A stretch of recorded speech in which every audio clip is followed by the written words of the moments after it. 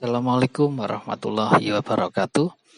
Hari ini kita akan mempelajari teknik terakhir yang saya ampu tentang SDS PAGE atau SDS polyacrylamid gel electrophoresis.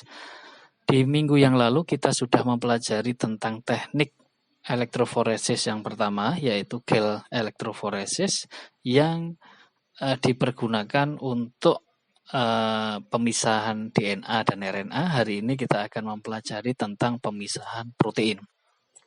Teknik SDS batch ini adalah teknik yang digunakan untuk memisahkan protein berdasarkan dari ukuran size dari proteinnya.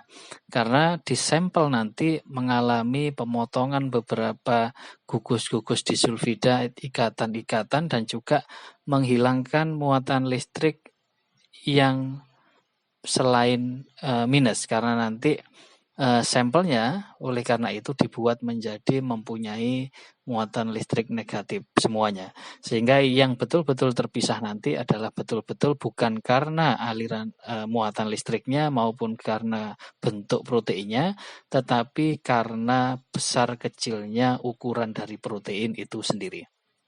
Sebelumnya, mari kita lihat protein itu tentu saja kita sudah tahu terdiri dari beberapa asam amino, di mana asam amino itu mempunyai muatan plus atau minus dan juga ada yang netral, sehingga pada struktur ini nanti dengan saling berikatan juga akan membuat protein mempunyai kemampuan untuk migrasi yang berbeda-beda.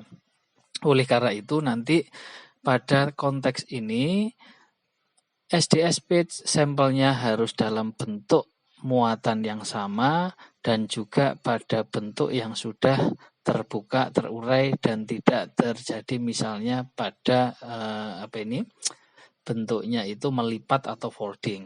Sehingga nanti pada teknik ini memerlukan satu cara untuk memotong dan juga untuk membuat protein itu menjadi semuanya ukurannya negatif. Contoh yang harus dilakukan adalah pemotongan gugus disulfida, yang ini akan mengganggu proses migrasi, sehingga proses ini biasanya ditambahkan dengan merkaptoetanol ataupun sampel nanti juga dipanaskan pada suhu 100 atau mendidih selama 3-5 menit. Hal itu digunakan untuk membuat ikatan-ikatan ini terputus dan semuanya menjadi muatannya negatif karena nanti ditambahkan SDS. Jadi fungsi SDS adalah untuk membuat semua muatan listrik pada protein menjadi negatif.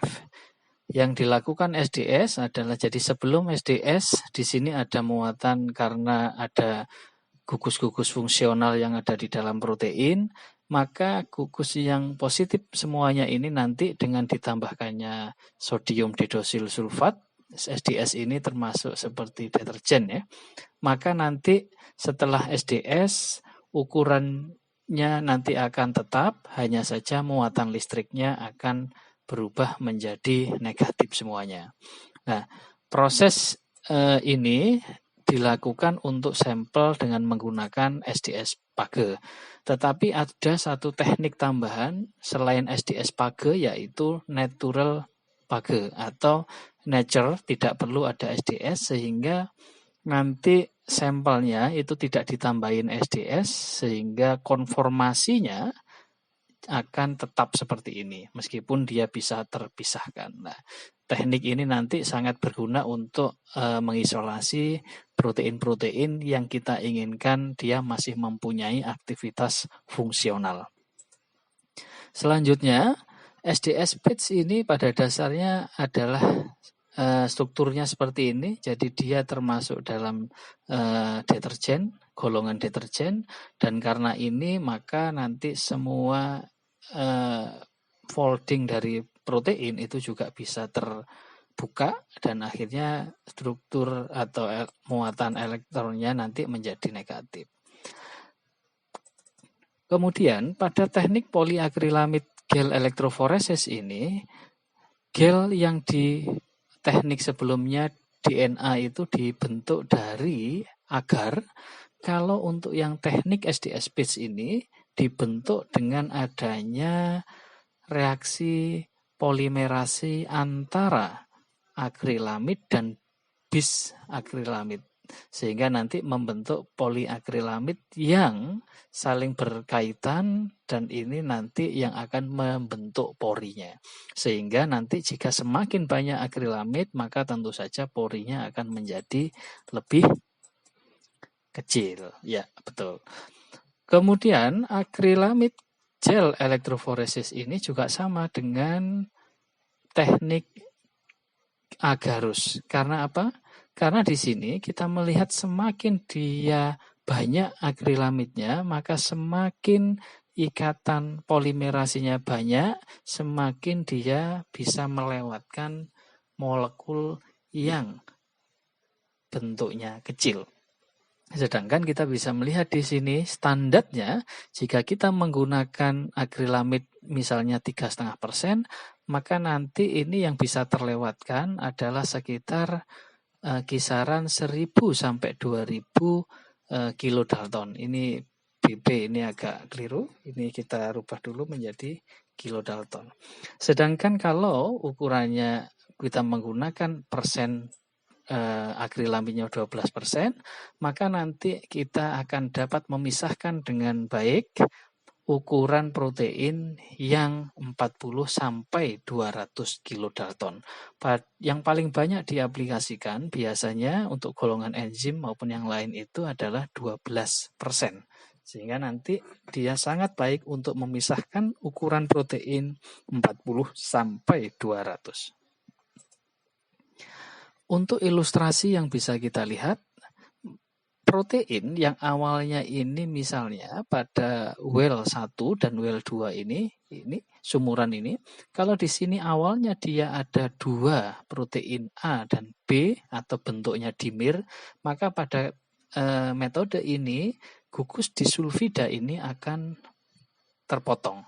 Sehingga nanti kalau kita running dengan menggunakan SDS batch, kita akan mendapatkan protein monomer A dan protein monomer B akan terpisah seperti ini. Sedangkan kalau dia yang C ini karena dia hanya ada 1, maka dia juga hanya akan bermigrasi. Kalau kita lihat ukurannya berarti monomer A itu dia lebih kecil, monomer B itu yang paling besar, sedangkan monomer C ini ada di antara A dan protein B. Selanjutnya kita lihat pada ilustrasi bagaimana melakukan SDS batch ini.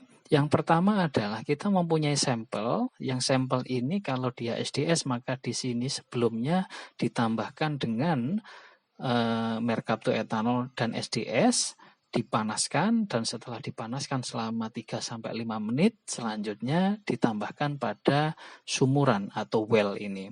Selanjutnya kita hubungkan dengan menggunakan power supply, maka nanti dari minus akan berjalan ke yang plus karena dia ukurannya semuanya nanti berjalan 2 kali. 2 gel ini bisa digunakan. Yang pertama kita menggunakan yang namanya stacking gel di sini. Yang ini adalah yang running gel. Kita lihat pada pelaksanaannya. Jadi yang pertama ini tadi kita sudah masukkan ke sumuran.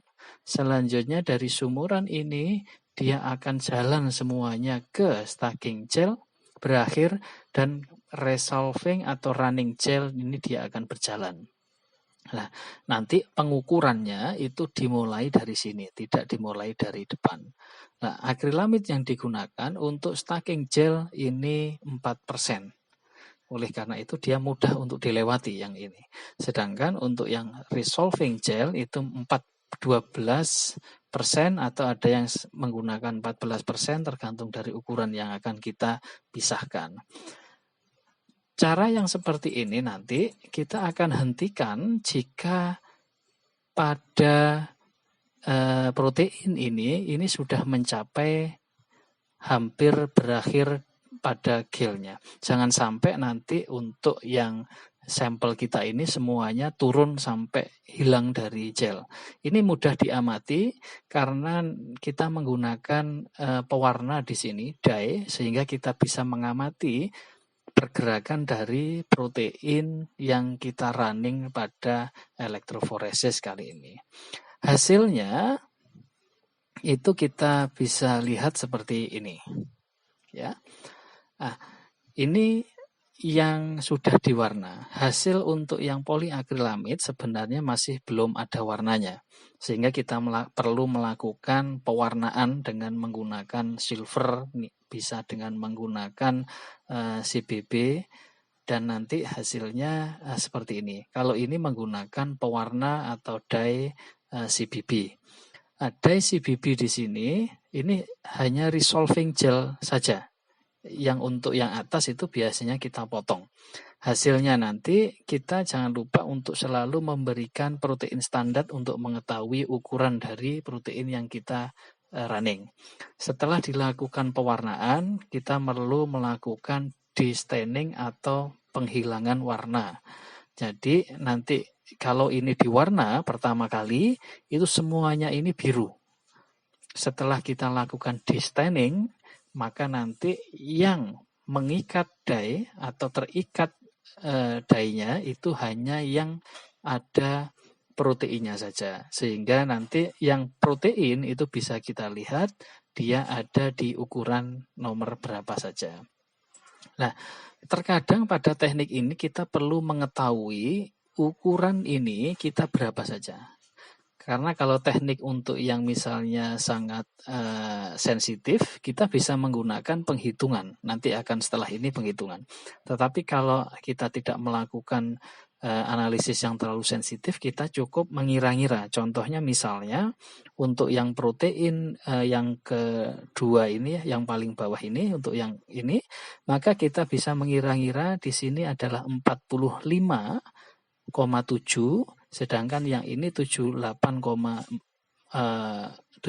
kilodalton, maka kita bisa mengira di sini sekitar misalnya 47 atau 50, begitu saja tidak ada masalah. Tergantung dari kita punya dugaan sementara kira-kira protein ini berapa. Tetapi kalau untuk yang lebih sensitif lagi, maka kita memerlukan satu penghitungan khusus dengan menggunakan kurva standar, kemudian kita bisa masukkan ini dalam satu rumus sehingga kita bisa tahu persis kira-kira untuk yang ini ukurannya berapa, yang ini ukurannya berapa, yang ini ukurannya berapa. Nanti akan bisa kita lihat. Untuk menutup perkuliahan kali ini, saya akan mengulang perbedaan antara agarose elektroforesis dan sodium didosil sulfat poliakrilamid gel elektroforesis. Kalau agarose, sampelnya itu berupa asam nukleat, DNA atau RNA, sedangkan yang SDSP itu menggunakan sampel protein. Pemisahan di sini dia berdasarkan ada yang muatan listrik, ada yang ukuran dan bentuknya itu berpengaruh terhadap kecepatan migrasi.